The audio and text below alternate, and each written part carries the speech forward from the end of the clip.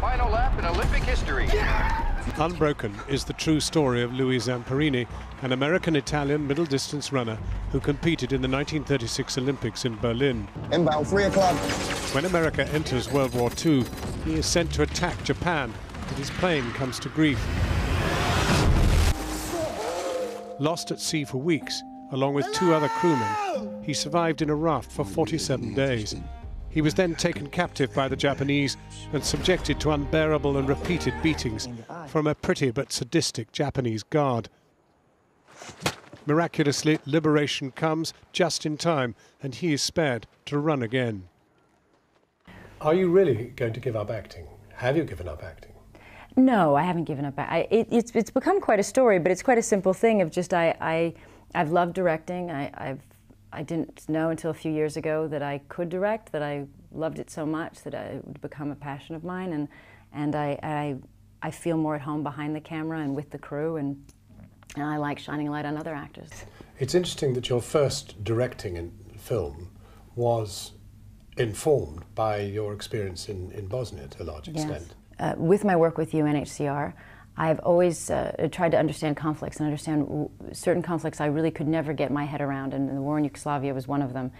And this idea that you could be friends and neighbors and loved ones and then become enemies to such an extent that you would really be all right to kill that person that was just months ago your best friend.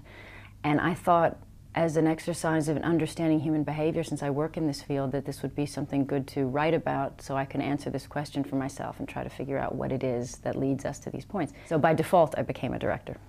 And the drive behind Unbroken was, what is interesting is that you've been about bringing people together in your, as it were, other life with the UNHCR.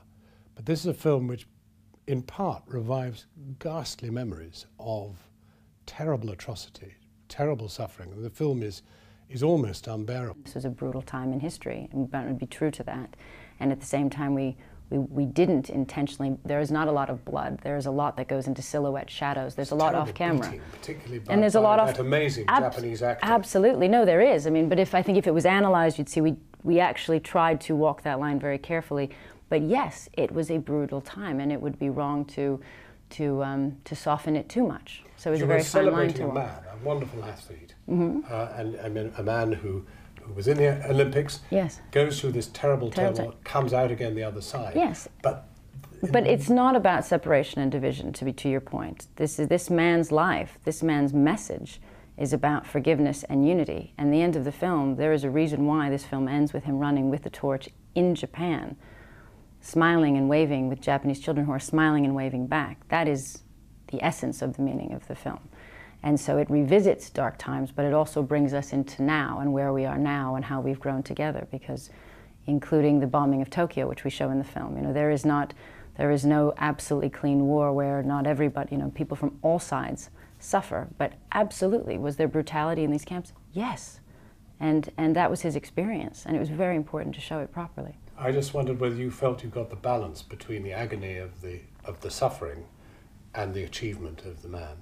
For the audiences that we've seen, my own children saw it, and they walk out talking about him as a hero and somebody who they admire, and strength of spirit and resilience, and I think I think that is overwhelmingly stronger than the brutality. But I think the brutality needs to be there, so you need to know what you are overcoming. And now you've got to overcome directing your own husband, Brad Pitt, in By the Beach. And this is about a couple who are feuding with each other and go off to this exotic place to try and mend their relationship.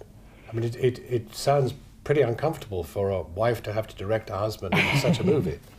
It is. It's called By the Sea, and we've actually already shot it, and it was a wonderful experience. Yes. And you've survived it. And we've survived it, and we're stronger for it. Really? Yeah.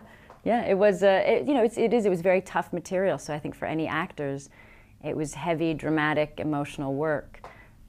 But at the end of the day, we are really dear friends who love each other and want to support each other. He wants to help me to make sure I can direct the way I need to direct. I want to help him to be the best that he can be and protect him as an actor, to give him the best performance he can be. So really, we couldn't be in a better position to to push each other in these ways, and we pushed each other, but it was good. It was good.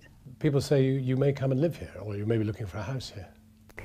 They kind of do say that often with us wherever we land, but I think that they've figured out that I'm quite fond of England. So I have lived here before, and I think in the future it'd be really nice to have a foothold here for work, some kind of an office. I think would be nice.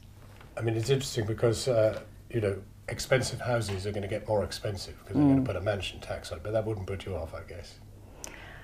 No, well, I'm quite responsible about money. That could put me off. Angelina Jolie, thank you very much for talking to us. Thank you.